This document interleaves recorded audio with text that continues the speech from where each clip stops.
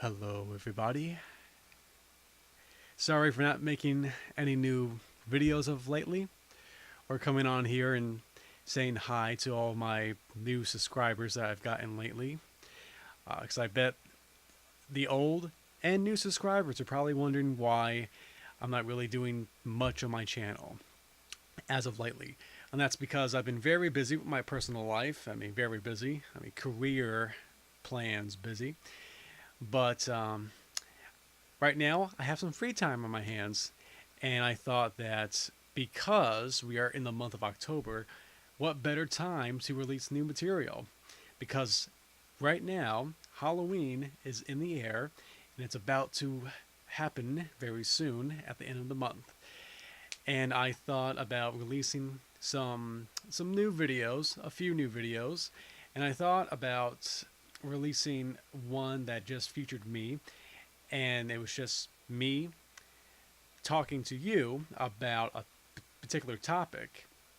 And I was thinking about making a series. I'm always trying to make some series about me having a conversation with the viewers out there, but it seems like it never happens. But maybe now that can finally happen. And I thought about making this new series called Dan on Something. And so for my first topic for this series, it's me talking about what scares you. We're in the month of October. Halloween is almost here. So what is it that scares you in particular? And what I'm going to do is actually tell you, the viewer, what really scares me a little bit. And I know that there's so many different ways that I can express my feelings on this topic, but I will use probably the number one medium that we get the most scares from, and that's films. And so let me just go ahead and tell you exactly what frightens me the most. Now, for me, it's not slasher films. It's not films that have to do with Godzilla. For me, and I've thought about this for a while now, what is it that really makes me scared after I see a film that's really affected me? And for me, it has to do with this feeling of being isolated and the fact that you know that something is out there and it can get you no matter where you are, no matter what you do. It's almost like you're in this bubble, and somehow you can't escape this threat that's coming after you. And you can try and escape if you want, but no matter what you do, this threat keeps coming after you, and there's no place you can go to. And there's so many different scenarios that you can get yourself into because this threat is just, it can pretty much do anything. It has that kind of power. And and so I was thinking about the kind of films that I watch that really get this feeling under my skin. And for me, it's films like, let me just go ahead and say, The Blair Witch Project. And I know a lot of people don't quite like that film because apparently they were waiting for the end results, which was to see the Blair Witch and what that was. But to me, it was the thing that was so effective about that film was the little examples that they showed you. It was showing you this mythology of this creature, this thing, and then putting you in a situation that could make something like a folklore legend like the Blair Witch possible, because you're isolated. There's no civilization. It's easy prey. Be, and to me, when you kind of if you put yourself in that scenario, like the characters in the Blair Witch do, then I think it's easier and a lot more reasonable to understand how something like that can be frightening. And then there's another movie that I saw with a friend of mine, and it was really similar to the Blair Witch, and it had the same effects, believe it or not, by the end of the film. And that movie was called Wreck. It's a Spanish-made horror film. If you like the Blair Witch, then you will most likely like Wreck. And there's a little twist to the ending of Wreck, but it still gets the same effect that the Blair Witch ending had too. And then there's other things like The Shining, and lots of people say The Shining is one of the best scary films of all time, mainly because, again, you're in a area that offers lots of space, and so there's tons of things that can happen in a big, massive space. And because this has to do with ghosts, and it's ghosts that happen to take their time to scare Jack Nicholson and everyone else in this situation, it's when you have a threat that is taking its time and playing mind games with you, just to make you think uh, the threat's happening, it's going to happen soon. I'm anticipating what's going to happen. Uh, it's when you kind of have that cat and mouse game going on, and you have a threat that's actually wise and smart, then that makes it even more scary. And like so many people say too about The Shining, that there's so many things that are unexplained in that film that just happen for a moment, but yet you wonder more about that. But that kind of mystery gives it a little more edge to it, therefore makes it a little bit more scary.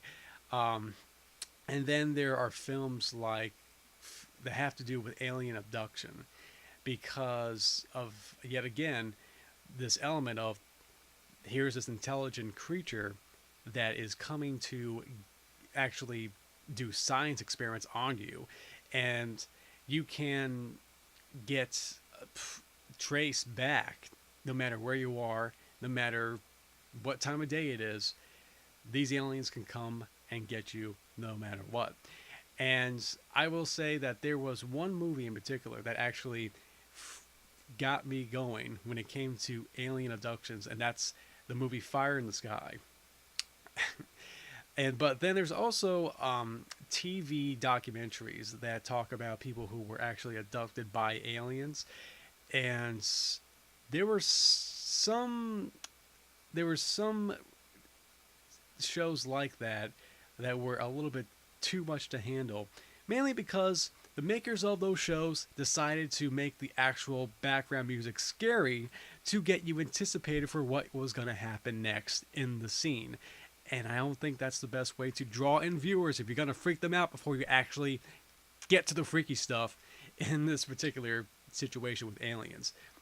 But then there's other things too that kind of get to me as well.